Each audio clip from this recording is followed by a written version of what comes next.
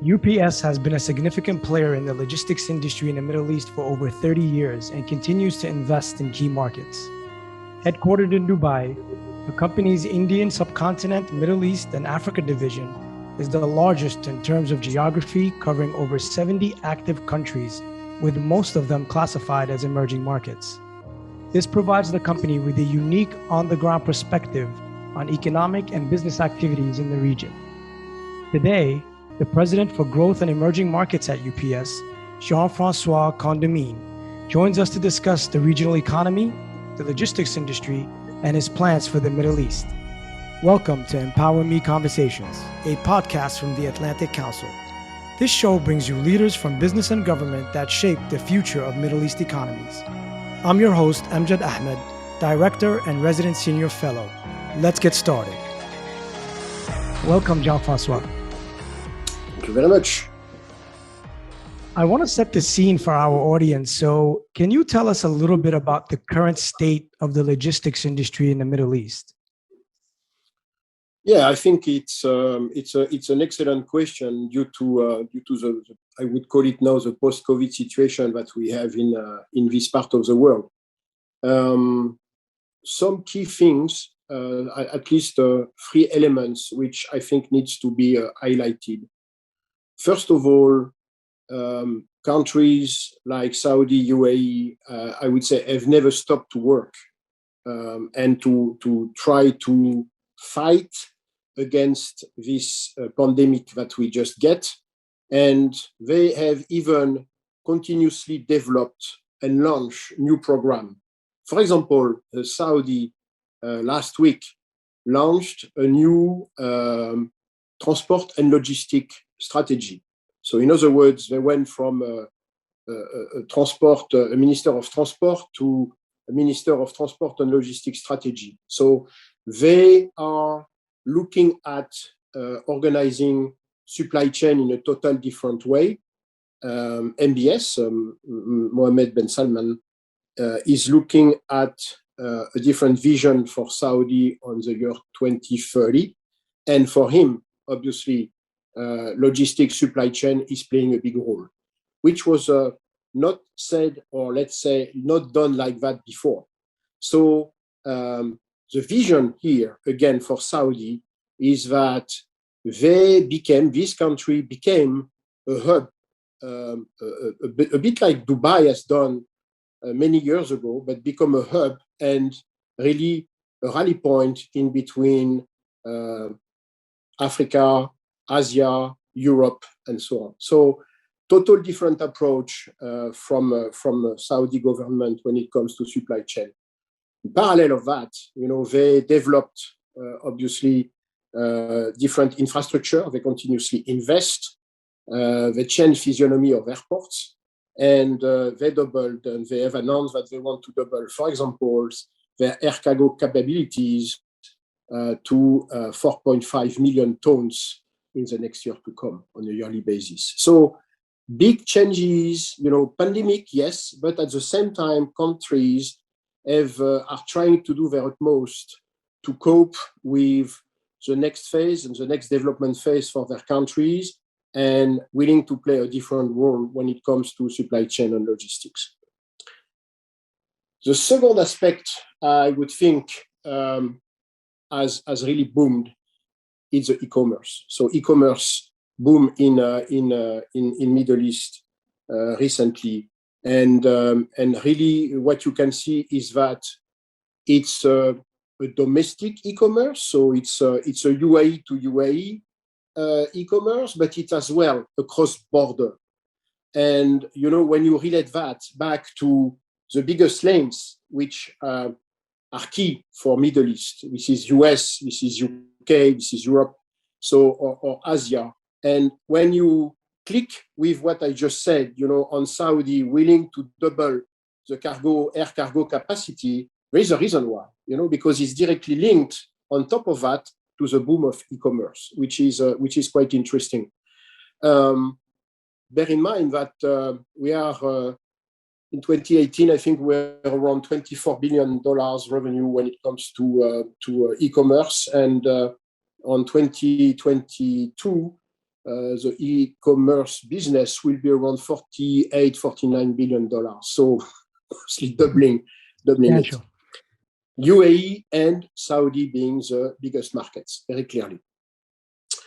Okay, so change in approaches from countries, different business aspects when it comes to e-commerce, but all of that obviously has to go with more sustainable solutions. So it's great to talk about, hundreds of drivers on the road, but then you create congestion, then you create noise, then you create emissions. So it means that the last mile still remains problematic. So what you are looking through, what you are going through in US, in Europe, is the same in our part of the world. So in other words, in this case, I think the urban logistics needs to be worked on different ways, and we need to find some specific solutions. Having said that, UPS, based on this sustainability, and I got some couple of figures recently. So UPS is really looking to be at emission neutral by 2050, which is fantastic. And by 2035, we are looking at a 50% reduction in CO2 per package, which is a big target. 100% of the facilities powered by renewable electricity. And finally, 30% of air fuel being sustainable. So it means that we want to be sustainable, but we prove that we want to be sustainable by the different actions that we are taking. So we have a new program in place. We have ordered 12,000 electric vehicles. We are doing all kinds of things which enable this sustainability and will give us as well a place to operate when it comes to Middle East, when it comes to these emerging countries, a place to operate and to create a difference when it comes to environment and being eco-friendly. So, I mean, a big task here, but a lot of opportunities as well. And don't forget, we host in UAE this year the Expo 2020, that I hope you heard about, which should gather millions of people. And UPS during this fantastic time will certainly demonstrate capabilities when it comes to e-bikes, to e-quad, to all kinds of sustainable system services that we can offer to big players when it comes to deliver the last mile. So you see, it's a combination. I see the combination of changes intra-countries, Saudi, then big boom from e-commerce, but under certain sustainability approach, which obviously are a must today. You cannot be non-sustainable. That's very clear. No, absolutely. I think you hit on several major themes. I want to start with these changes that you're seeing in Saudi Arabia. I'm sure you've seen the news that everyone is talking about the rivalry between the UAE and Saudi. In your particular field, do you see this new Saudi strategy as complementary, or is it competing with the UAE in terms of positioning in the logistics industry? I believe it's if you ask me as a citizen, I would say there is a clear willingness to exist as well for Saudi and competition, obviously. But bear in mind, I give you some magic figures as well. So traditionally, Middle East was a part of the world where you go malls and you spend your Friday, your Saturday in malls, and you buy a lot, and you buy, the mall in Dubai, the biggest mall in Dubai is open during nights. So you go there, you eat, you have coffee, majlis, and then afterwards you go and buy. Bon. I've done plenty of that. That's for sure. And but now when I bring the dimension, of e-commerce, and when I told you that the figures will double, and it's not a small figure, it's not a small base, these are already billions of dollars. I think there is room to go, there is room to grow, and again, I think there is a interconnectivity as well of network, which could be ground, air, and even, I mean, intra country, in between countries, you can certainly create, some more streams and revenue streams. Traditionally, you are talking about Saudi. Saudi is not an exporting country, okay? But step by step, and I think we talk about that later on, but the role of SMBs, the role of female entrepreneurship in SMBs and so on, that needs to be created, within the boundaries of Saudi, for example. They need some logistics, they need some supply chain, so I think there is room for everybody. That's great. So I think from your perspective, it seems that this is a complementary strategy rather than something that's building sort of redundancy and capacity, which is interesting. I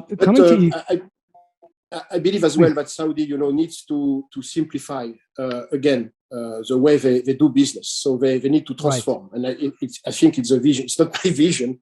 I think it's MBS vision very clearly. But he has to be quick because the vision is 2030, so it's around the corner. So absolutely. We need to move. Absolutely. Coming to that, and I think this relates to e-commerce. So I've been investing in e-commerce for 7-8 years now in the region, and it's been very challenging, I have to say, in terms of cross-border logistics, going into different countries, which impacts the scalability of e-commerce companies and their ability to scale around the region. What are you seeing in terms of trends in that area? And I think Saudi has been a very challenging geography for most e-commerce companies looking to enter the market. Are you seeing changes in this aspect? Do you see this expanding in the next sort of decade? I see the willingness to change. Do I see the changes? Not yet. I think it's a step-by-step approach because it's a combination of different processes. You cannot just say, we open the borders, we do this, we do that. No, we can't, because we have some geopolitical risk. We have all kinds of things which needs to be taken into considerations. And I believe as well, it's the way you bring forward the administration and the way you transform administration. How do you bring Minister of Commerce with Minister of Transportation and Supply Chain? How do they work together? How do they complement themselves? Who is reporting to on brokerage and customs? Who is dealing with what? So it's again. I think I think what we have now is the changes and what the pandemic brought very clearly is a change in consumption. So in other words, people and I have a magic figure in mind. I believe we have now far more people, willing to buy through internet than before, than 1 year ago, than 18 months ago, and it will continue like this. So consumers, de facto, will force somewhere the government to adapt. That's right. So it's a chicken and egg, but I don't know. And I can tell you the egg. Yeah. Right, and I can tell you anecdotally, we've seen this in several e-commerce startups where during the pandemic, it was a dramatic increase in consumption, and it continues. This is not something that sort of was a blip on the screen that disappeared. It's continuing. I think it's only going to expand, and of course, payments is also getting a lot easier, which is helping. Yes, and again, we maybe we will talk about that with UPS. But when it comes to ease of doing business and facilitation, clearly companies have to go to digitalization, and obviously huge big monsters from the e-commerce that I don't want to name here have already crossed the line and have already what they need. We certainly, and I believe it will be again a discussion later on, but we at UPS have certainly chosen our battle, and our battle is SMBs, so small and medium businesses. We can help them. We certainly can help them to export, to import, but for sure to develop through their digitalization. But I believe we'll talk about that later on. Right. What I love about your position is that you sort of see many emerging markets and how they operate, and you have such great data on the economic activities. I'm curious, when you look at the best emerging markets in your division, what are sort of the similar characteristics that they have? What can other emerging markets learn from some of the great markets that you're involved in? I think what this last 18 months, so I spent 8 years in this part of the world. And this 18 months to the team and to myself have been a fantastic experience. I think I can start to define the word resilience and what means resilience. When you imagine some countries in complete lockdown, when I say complete lockdown, India, Bangladesh, Sri Lanka, you name them, okay? So they are in complete lockdown. So you imagine the police, it's at each corner of a street, it's at each entry of an airport, and you can't theoretically move. Guess what?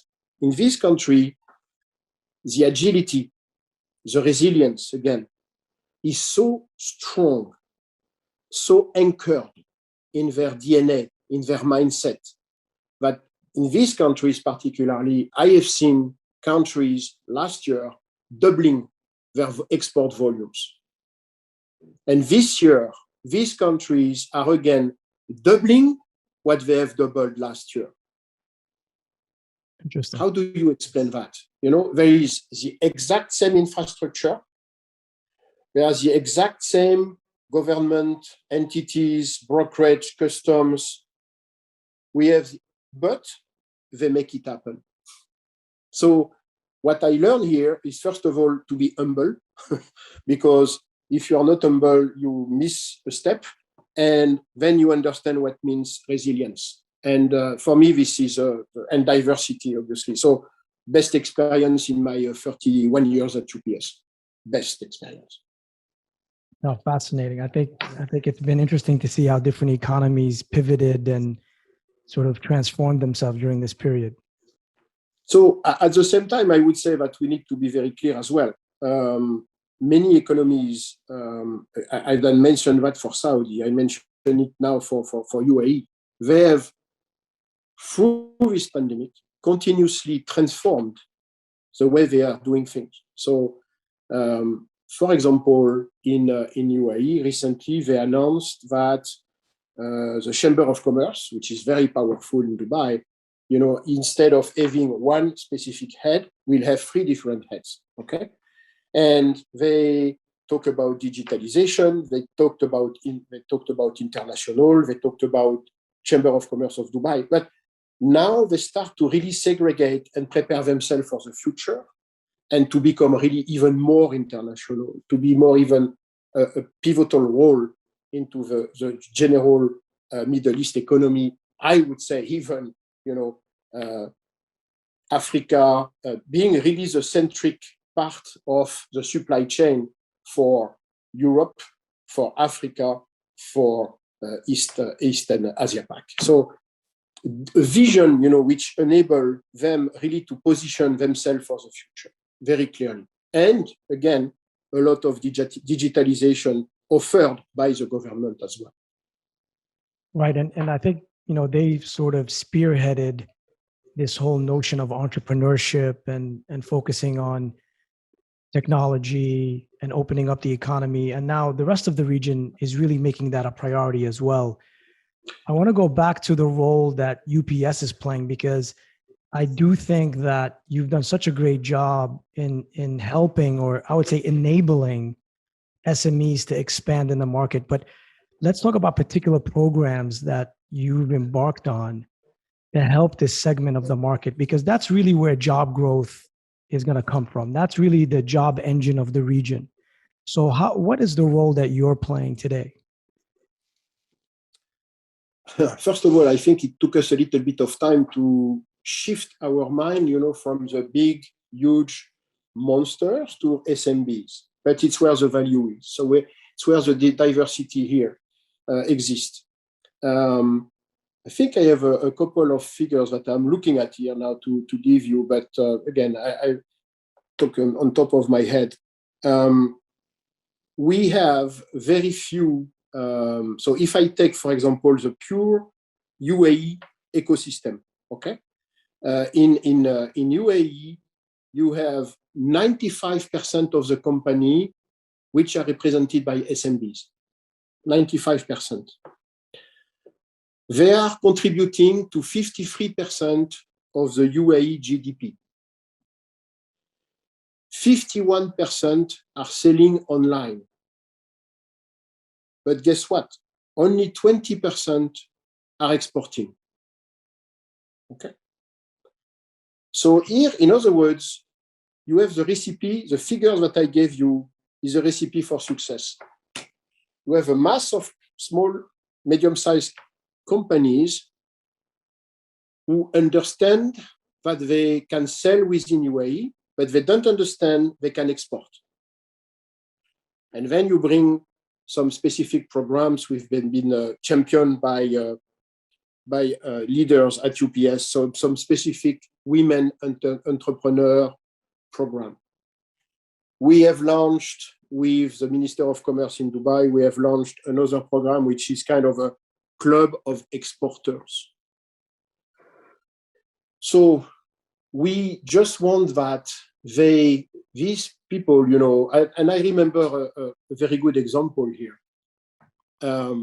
Female exporters in Nigeria, and just a quick example, just to tell you what it was sitting in a forum with something like 20 female exporters, and for them, they were exporters. So they were based in Nigeria, and they were exporters. I said, okay, let's talk about where you export.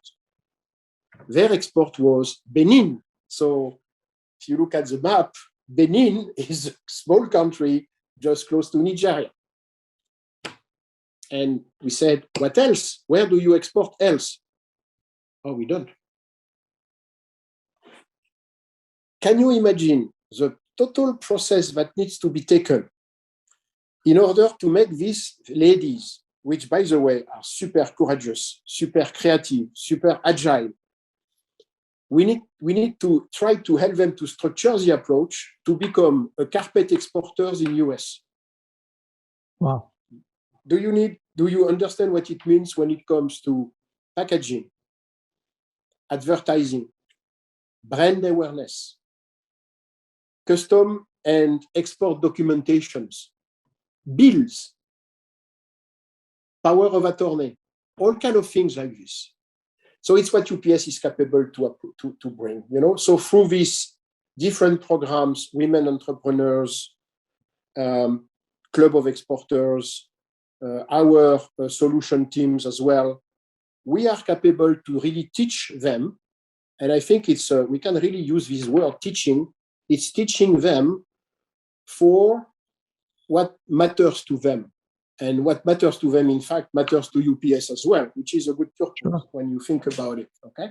So everything that we are doing around that will certainly help this 95 SMBs% in UAE, will help them to understand that the value is in export and that they can create a lot of value, they can open many channels, they can work obviously internet, but they can work as well retail. They can do whatever, just make them feel the power of a supply chain or the power of a smart logistics at UPS. You know, I don't know if you know, but UPS we are carrying every day 2% of the GDP on a daily basis. So it's quite an important figure. Can we transfer this feeling, this knowledge to them through everything that we are doing at UPS? That's the question, and what we are doing every day. Actually, you really surprised me with this percentage. I actually thought it was a lot lower. So I'm impressed to see that 20% is exporting. But I'm curious to hear if you think the export trend is really going to continue, because I think that is really a key point in igniting SMEs, not only in the UAE, but Saudi, Egypt, if they have the capability to export to many more countries, then they scale faster. They're able to attract more investors and so on and so forth. So I think this is a really, really important point about exporting outside of your own geography. Yeah, but again, I think it's directly linked to the cultural approaches. I'm just thinking about one vertical, which is perfumes. Yes. Arabic perfumes. Every time I'm bringing Arabic perfumes in France to some friends, said, "Wow, where did you get that?" Well, I get that in Dubai, I get that in Lebanon, I get that in Jordan, I get that, and this is only one vertical. So when you think about perfume, you think about incense, you think about garments, you think about specific dish dash. So it's about creativity. It's about enlarging the vision and giving the vision to these people. As simple as that. I want to hit on a segment of SMEs that you're not necessarily enabling them to export, but more the technology startups.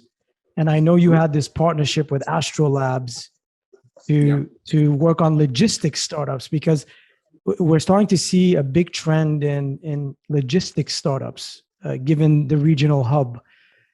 And some large companies choose to compete with startups. Your approach was actually to partner with them. So talk to me about that strategy, and what do you see in terms of the logistics startup scene in the region?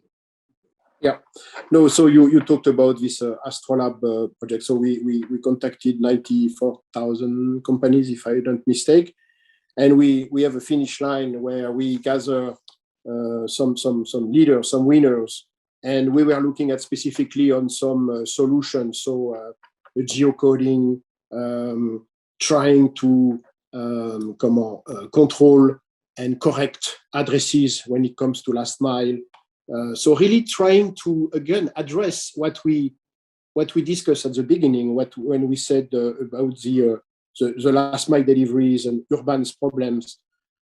How do we make sure that the problematic is globally? How do we make sure that we deliver right the first time, and enabling this type of technology through startups for us has been fruitful, has been fun.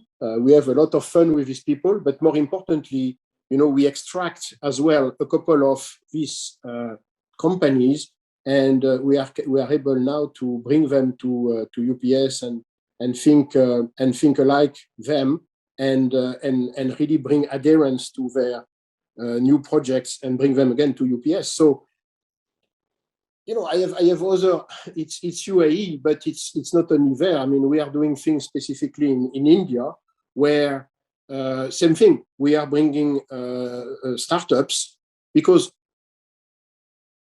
who knows better India or Mumbai deliveries, or Mumbai difficulties in deliveries, that a startup which is located in South Mumbai. Okay, and we will try to deliver and create an address correction program in order to deliver right the first time. An Indian company, do you think I'm capable to do that in Atlanta or even in Dubai? Absolutely. No. So let's work with the people from the ground. Let's work with the people who knows, and we have the culture, and we have the essence of the country they are living in, and that's it. So it's all about UPS, and I think openness as well of UPS. Big monster, yes, but we can tailor-made approach with the help of, again, SMBs. So startup SMBs. That's simple as that. When you look at logistics technologies, what are the things that are exciting you in the next decade? I mean, what are the things that you guys are focusing on to say this is something important that we need to pay attention to? For me, this is again what we have touched upon on sustainability. It's completely sustainability driven, carbon neutral. This is what we have to produce. So solar panels, drones. I mean, drones is kind of difficult as well. In some part of the world, we can do it very, very well. I don't know if you were, but we deliver some blood samples in Africa, for example, through drones. Okay, but everything which is, delivering a package will still remain A to B, and doing it right the first time. That's for sure.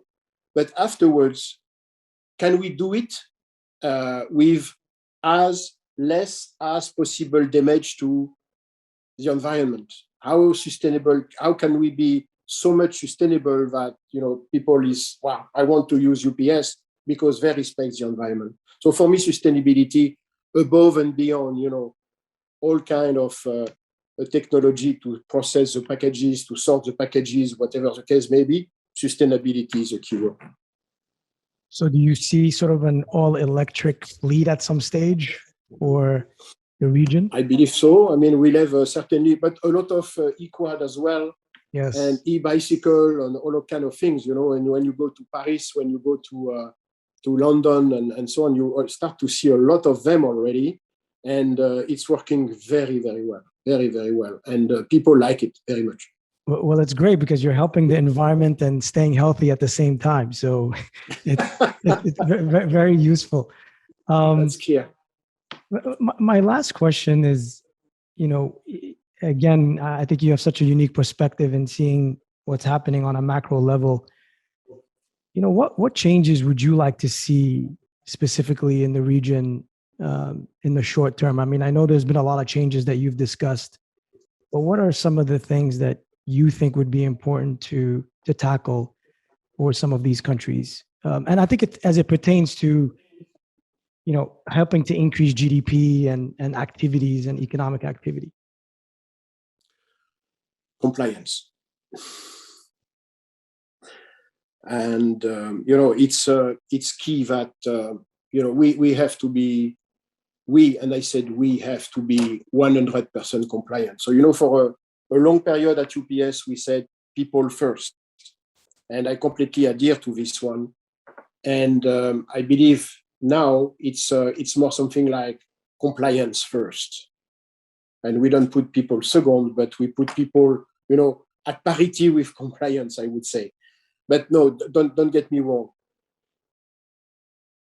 We will gain in transparency, in visibility, in honest business in between countries, and compliance is a must. Compliance is a key. And this month we have the first compliance month at UPS. We launched it this morning in ISMEA. And if we can achieve that with a sustainable organization, with a digitalization on top of that, I think we are making some very good moves for the future. Well, great. With that, Jean-Francois, thank you so much for your views and your time. And we welcome you anytime at the Atlantic Council. So I hope to see you again soon. Thank you very much. All the best. Thanks for listening. If you like what you heard, please subscribe to empowerME Conversations and rate and review us wherever you get your podcasts. For updates on our work, follow us on LinkedIn and at AC Mideast on Twitter, or visit atlanticcouncil.org.